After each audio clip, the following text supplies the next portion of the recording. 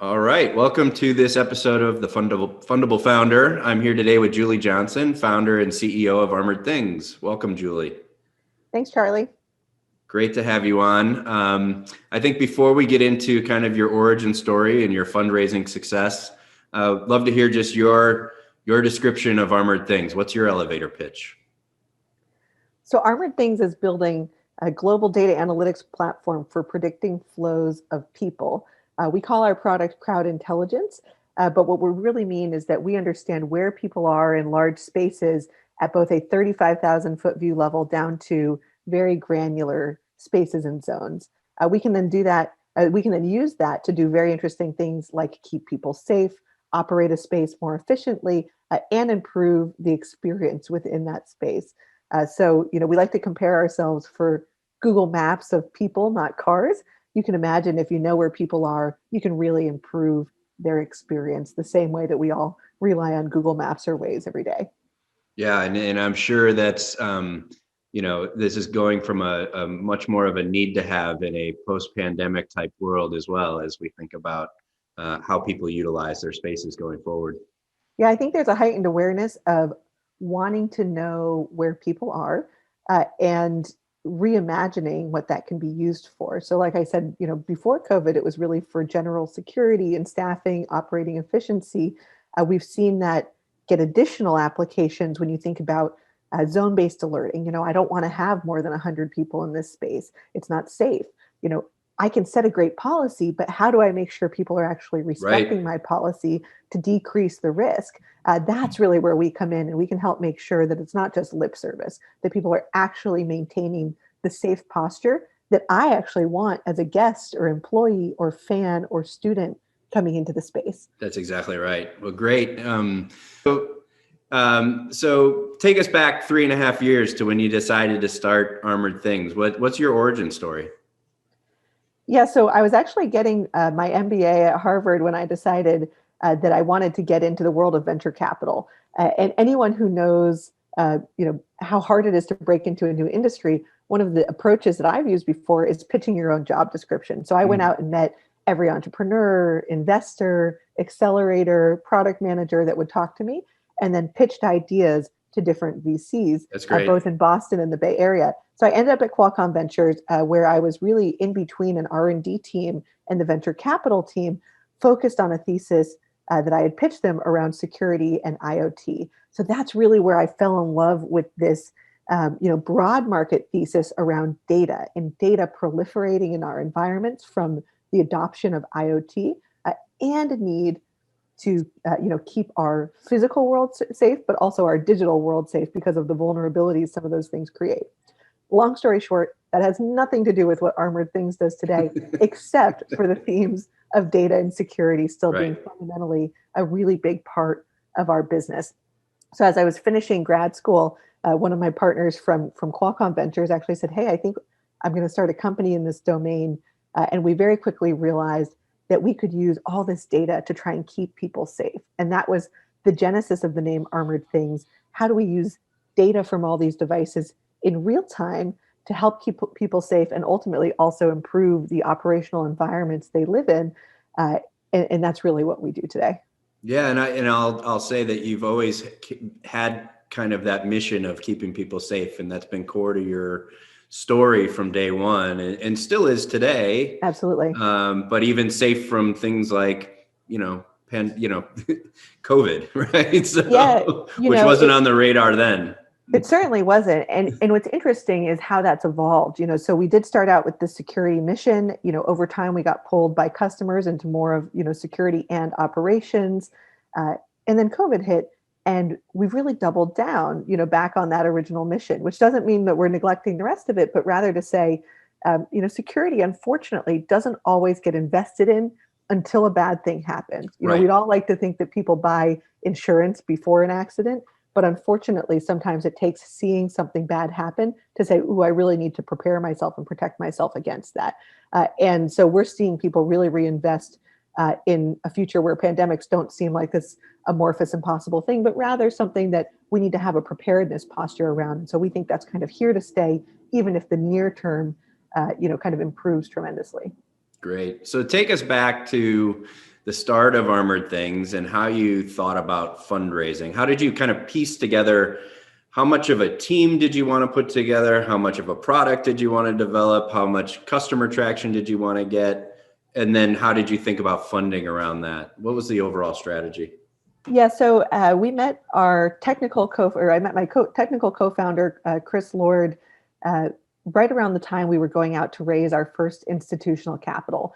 And the critical advantage of bringing Chris onto the team when we did is that Chris had operating experience building a company called Carbon Black in Boston. That's an endpoint security company, very well respected, was positioning towards a major exit.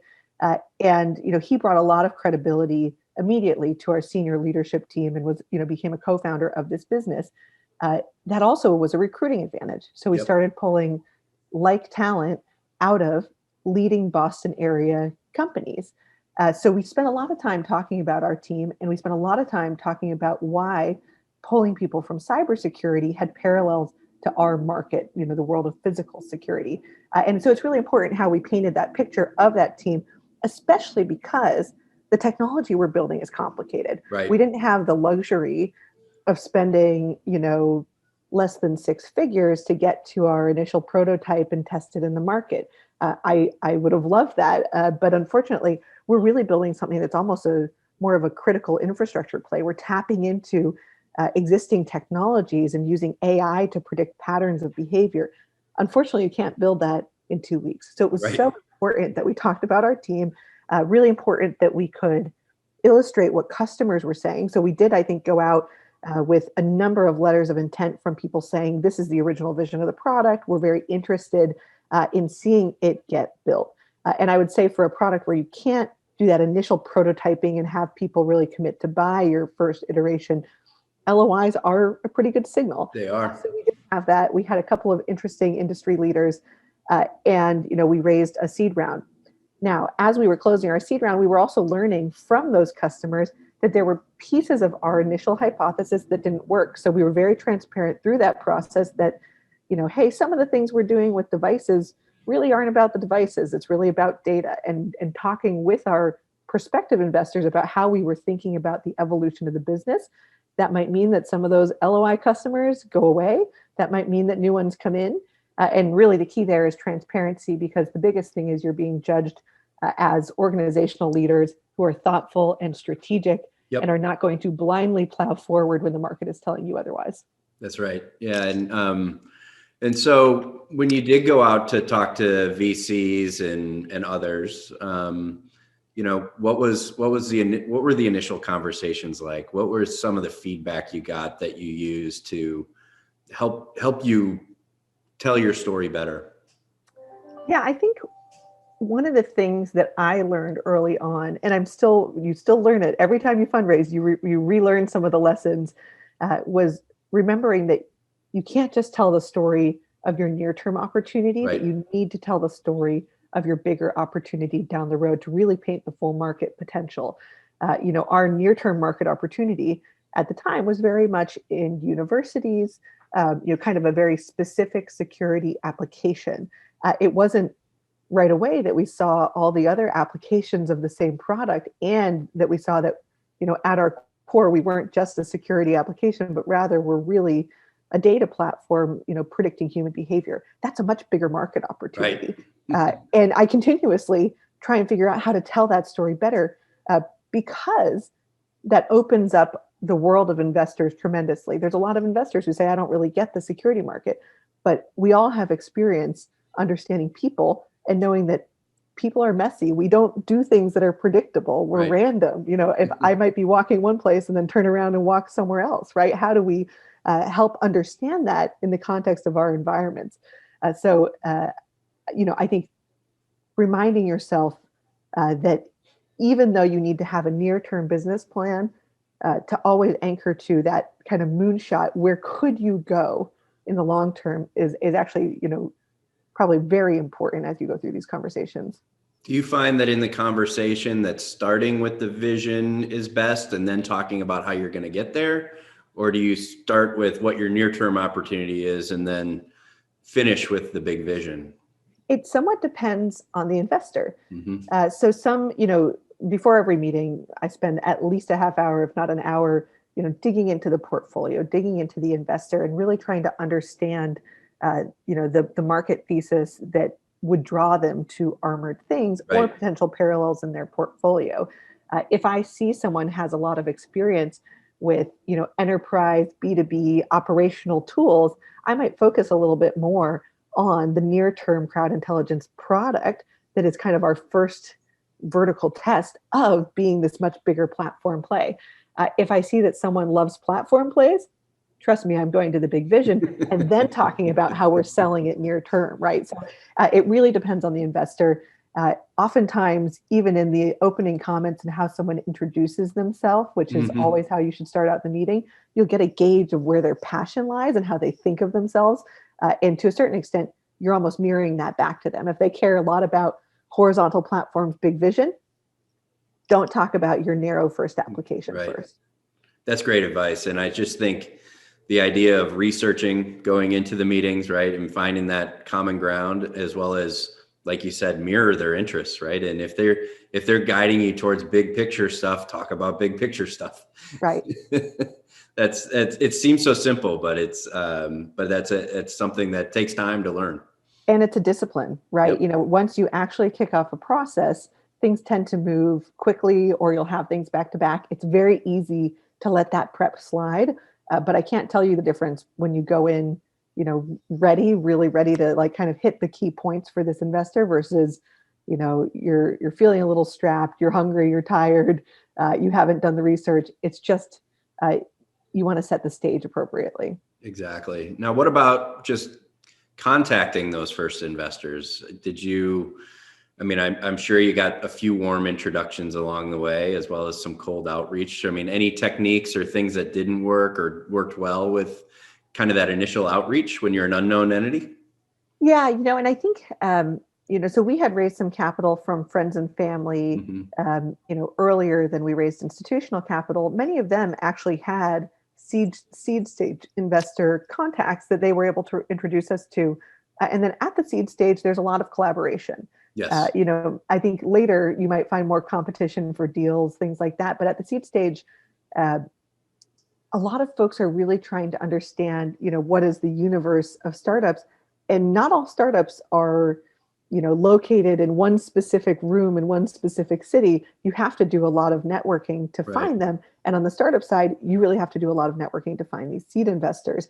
So we definitely spent time working with our existing friends and family investors. One of my partners had some established VC relationships, though they tended to be later stage. There we could ping those folks and say, hey, who are some great seed investors you might know? And then when we meet seed investors, oftentimes they say, this isn't really my area, but have you guys spoken with Right. X? Right. And again, it's a pretty congenial network at that early stage where they're willing to say, hey, you should talk to these guys. I'm happy to throw in an intro. Yeah, no, I agree with that. I think at the seed stage, most people play very friendly in the sandbox. You need a you need to have those relationships. You need to make sure there's a good syndicate of investors who can help support this company through the early bumps in the road to get to a Series A. So, yeah, I think using those relationships works really well. Any kind of final pieces of advice or anything that we haven't touched on that you'd like to share? I think the hardest thing on your first fundraise is perseverance. Just going through it, right? I think it sometimes feels like a Sisyphean task, It right? You're is. continuously rolling this ball up the hill. But unlike, the Greek mythology, you can actually get to the top, right? Yep. And that's the thing that's going to help you take your business to the right level. So you have to keep your eye on the fact that bringing in new partners is not for capital. It's really to bring in differentiated viewpoints and experience that can help you elevate your business. Uh, and you're going to get a lot of no's, right? You only need one date to the prom. Yep. You're going to look at a lot of people and say, is this who I want to go to the prom with? And they're going to look at you and say the same thing. And it can be really discouraging, right? It can be very discouraging, but it's also fun, right? If you approach it the right way, you actually refine your ability to tell your story, which pays dividends for sales. It pays dividends for partners.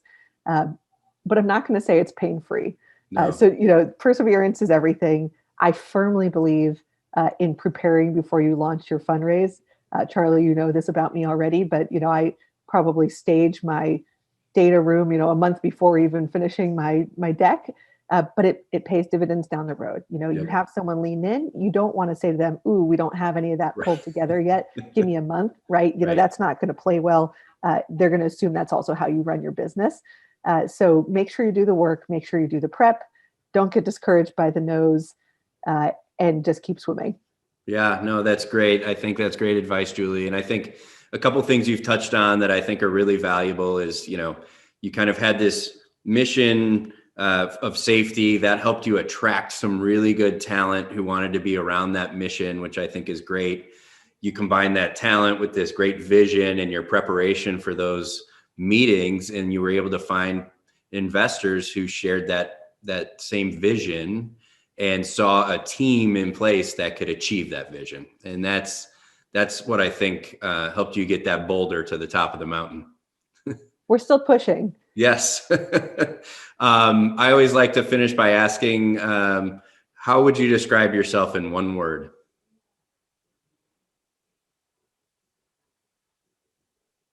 Resilient.